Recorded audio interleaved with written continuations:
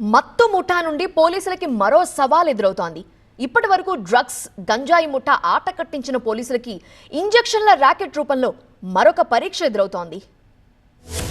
హైదరాబాద్ లోని నిషేధిత ఇంజెక్షన్లు కలకలం సృష్టించాయి. హైదరాబాద్ చాదర్ఘాట్, బండ్లగూడలో సౌత్ జోన్ టాస్క్ ఫోర్స్ పోలీసులు దాడులు చేసి నిషేధిత ఇంజెక్షన్లు విక్రయిస్తున్న ముఠాను పట్టుకున్నారు. నిందితుల నుంచి 120 మెఫెన్ టెర్మిన్ ఇంజెక్షన్ సెసలో 3 సెల్ ఫోన్లు స్వాధీనం చేసుకున్నారు. ఈజీ మనీకి అలవాటు పడ్డ మలక్పేటకి చెందిన యవార్ హుసేన్ నిషేధిత ఇంజెక్షన్లు విక్రయిస్తున్నట్లు గుర్తించారు.